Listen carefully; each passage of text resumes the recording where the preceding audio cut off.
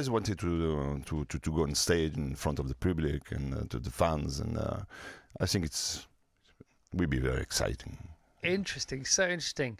You've acted, you've written, of course you've played football. Did you ever think you'd get to do this? I always wanted to express myself, so I started with football because it's easier. Yeah. I retired at the age of 30, maybe because I had other passions and I wanted to do something else. And I need to express myself. You see, if I don't have the opportunity to express myself, I die. Yeah. It's so cool, man. Did you know when you retired from football, surprisingly for the rest of us at the age of 30, did you know what it was you wanted to do, or did you just feel like you just had to free up the next half of your life for something else? Yeah, I had other passions, and so when I felt that I lost a bit of passion for football, and we need to be at 100% to do a sacrifice to be at our best. I think I stopped so early, and I lost the passion also because I had other passions, and I was very excited to start something else and to express myself. I just need to express myself, not to share with the fans. Also, it's important, but I just needed to express myself. And when you are in football, you need to be concentrated on 100%, and when you want to do something else, so yeah, it's interesting, isn't it? Because it would be unfair to football if you carried on not feeling 100%. It would be unfair to yourself, and it would be unfair to the fans. Is that what you meant? Yes. Yeah. First, I have to respect myself. Yeah. To respect the other ones and the fans, everybody's. I have to respect myself, and if I lose a bit of passion, I don't respect myself. If I keep going. Playing football, like a machine. Yeah, like a machine. Yeah. Oh, and I'm not a machine. Yes, I can be a machine. Yeah. Yes, I can be a machine.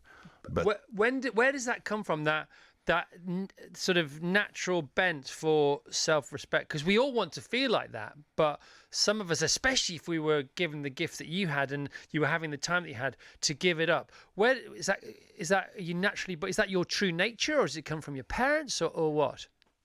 I think everything comes from our life, our education with our parents and the people we meet, and the life we had. And you need to express yourself, or you don't need to express yourself.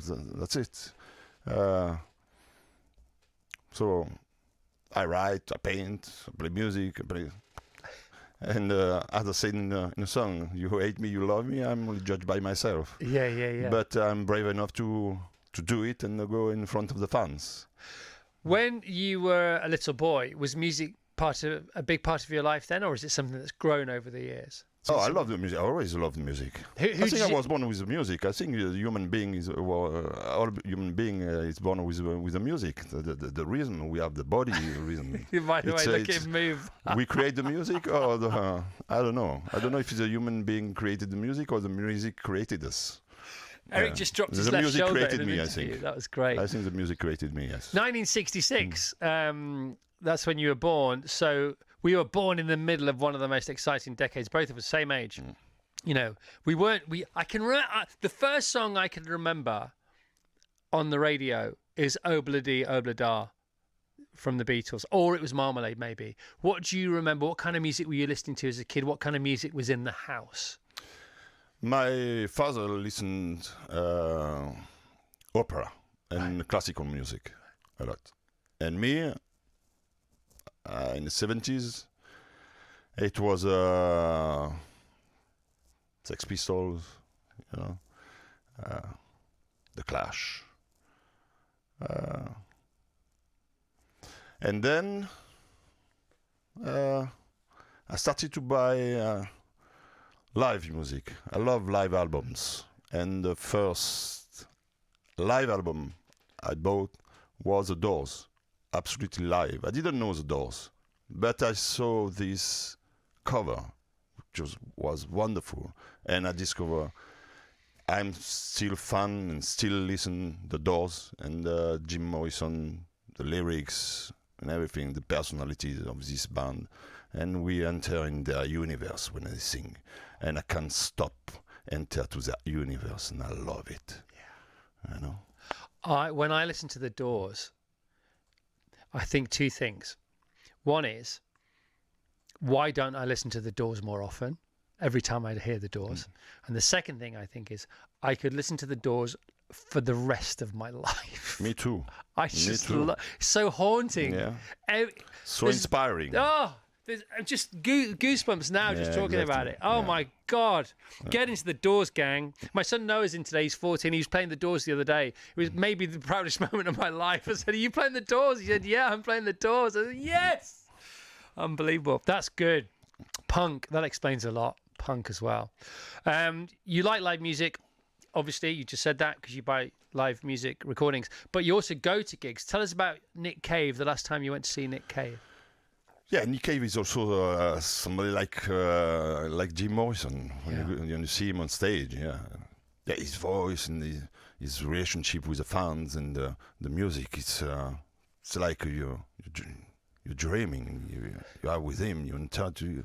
Yeah, it's just special. It's not only about music. It's something more spiritual. The connection is God deeper. is in the house. Yeah, God is in the house. It's deep and it's everywhere. You feel it or you don't feel it, and I really feel it when I see him. Do you know? And unfortunately, I haven't seen the Doors. I would love to see Jim Morrison on stage and this band. You know, I was watching some old Jimi Hendrix stuff the other day as well. You know, he's playing in a field, peak of his powers, mid-20s. These kids in front of him, just like, this guy must have landed from outer space, doing things that had never been done on a guitar before. Ridiculous stuff. Just wonderful, groundbreaking stuff. Do you know Nick Cave? I met him after the concert in Paris at the Zenith, yes, at the end of the concert. So I cannot say that I know him. I met him. And I went to Lisbon this summer in the festival in Lisbon to see him again. And it's always special.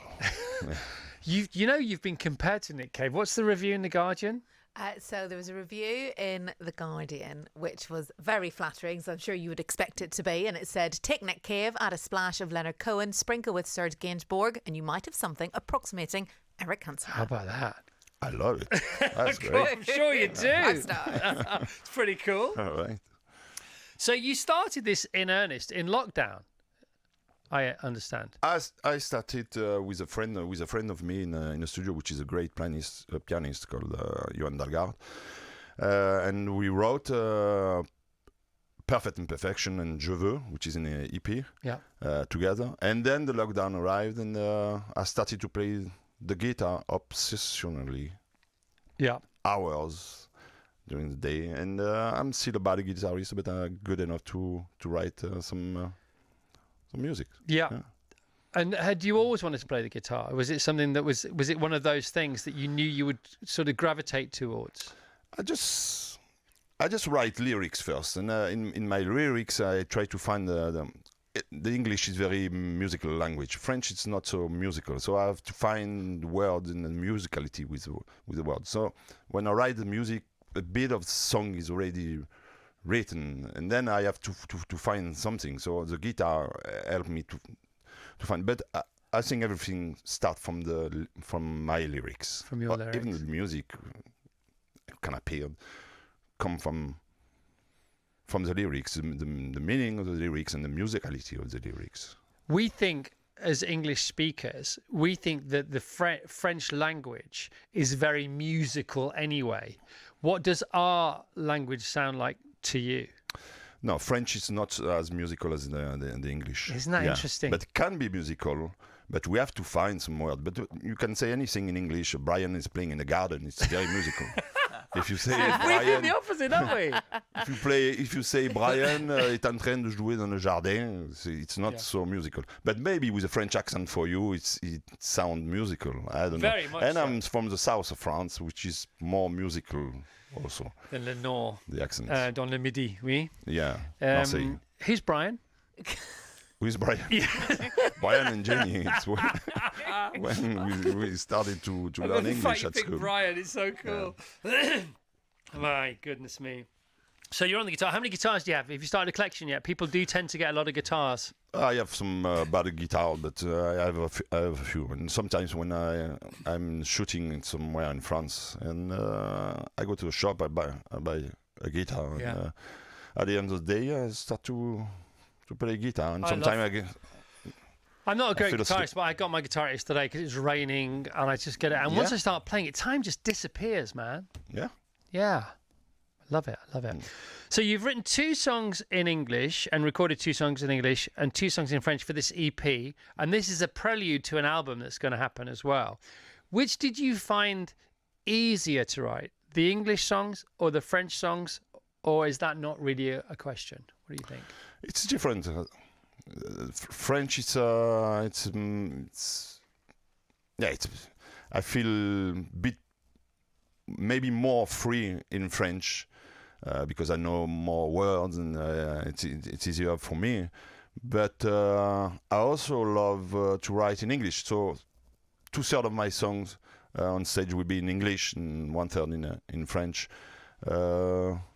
But I find that it's different approach. It's a different way to write. But I love both of them. Yeah, love it. So not only is Eric Cantona, who we're talking to now, this is actually Eric Cantona we're talking to now. I can't believe this, Eric. I can't believe we're having this conversation about music. It's pretty cool. Not only has he recorded these songs, you're going on tour. You're going to go and do this live in front of people. This is one of your dreams, man. It's why I did it at the beginning. I wanted to go on stage, but people walked with me. They said, maybe it's good to release 1 or 2 tracks. So I think it was a good idea, so the people can listen to it. If they like it, they come. If they don't like it, they don't come. But the first album will be a live album. All right, from the tour. From the tour, yes. And then we go in the studio and we record some tracks that I sang in a concert and some new ones. So it's sold out. I mean, the concerts are sold out. We've just had some more tickets released just this second or two. But Thursday, the 26th of October, Stoller Hall, Manchester, sold out. The next day, Friday, sold out, Manchester, Stoller Hall. Bloomsbury Theatre, London, Saturday the 28th and Sunday the 29th, both sold out. Tuesday, the 31st of October, Liberty Hall, Dublin, sold out. But more tickets have just been released. Cantona Sings Eric. Cantona Sings Eric.club. That's quite hard to figure out, isn't it? Cantona Sings Eric.club. Go there now. There are some more tickets just been released. This is fantastic. So your set list, your gig, how to hold an audience. You know, that's no small thing. Yeah. How have you been preparing for this? We work a lot with the musicians and so we can sing it, but after this is a relationship with the fans, which is they are part of the show. They are part of what we create. They are part of the piece of art we try to create together, which is very subjective, but because I will take their energy, they will take my energy. The energy is all between us, and today and tomorrow it will be different. Every second is different. You are in front of a piece of art.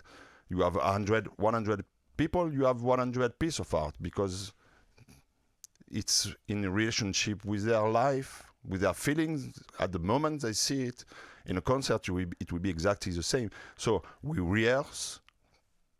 We are ready, and then we are ready and free enough and open enough to take the energy of everybody. And this is what excites me to do that. Yeah. I don't have a lot of experience, but I'm ready to take it. Yeah. Your heart is open. My heart is open and I do it for that. I just try to find something to help me to express myself and also to be exciting, to feel the energy and to feel the adrenaline and to share it with the other ones. Will this be the closest thing that you've experienced since being on a football pitch and taking the energy of the crowd onto the pitch? I've been on stage in theaters. Yeah. Do some movies, which is very different. Theater, it's with the words of the other ones. Yes. But the music, this is it will be my lyrics, it will be my music, it will be, we don't care, my universe. You enter in a universe, not my universe. I just propose something and you enter or not. Yeah. And if you enter, I will love it. This is so good, Eric. This interview is not disappointing. I've got my eyes closed here. I think I might be dreaming. Yeah. Are you nervous? I'm excited, nervous. The excitement sometimes can paralyze you. Yeah.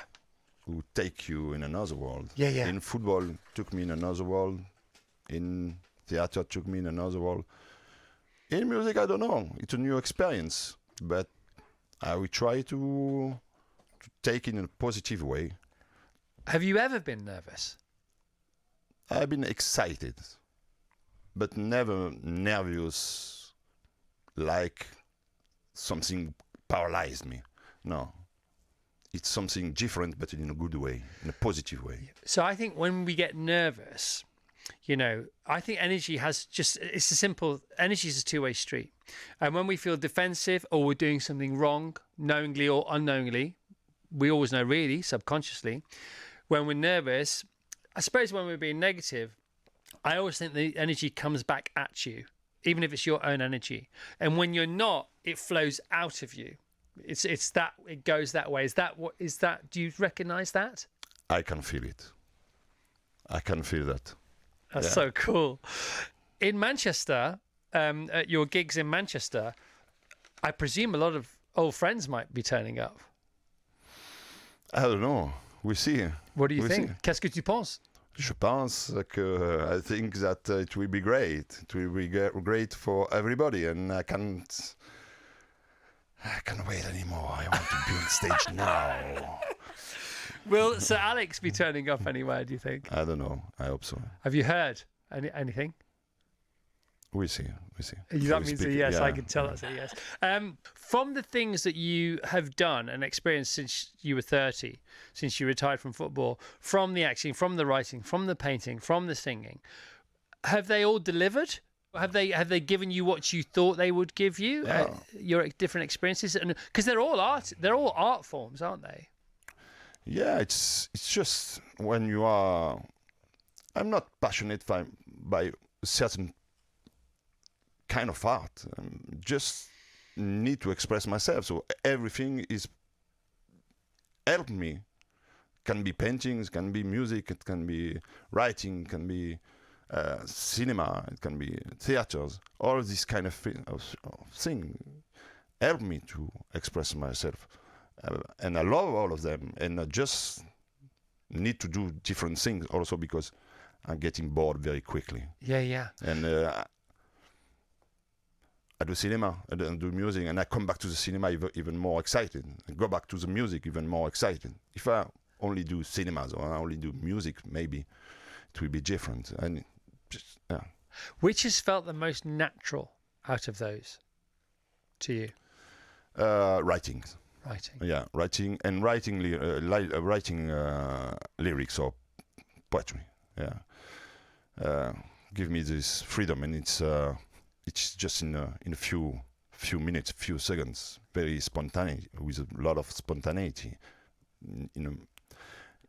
It's kind of automatic. I'm say subconscious, and then I try to find something, and then I'm in between the subconscious and the conscious, but try to feel this freedom and go with it. Yeah. You try and sense which direction you are being guided to go to, almost. I'm guided by because at the end of the day, if I listen a song, or by experience now, lyrics that I didn't write with this feeling of freedom, Yeah. I'm the same. I have the same feeling when I listen it, when I read it again, even 5 years later. Yeah. And if I was free and I read it 5 years later, I feel this freedom again. Again. What a wonderful thing. What a wonderful thing. It's great, man. What we are very lucky to have sports and art to express ourselves. Yeah. And sometimes we see some, What would you like to say to people in the world now? What could you say to us all listening? What do you think about where we are in life, and what do you think we should be like, if you don't mind?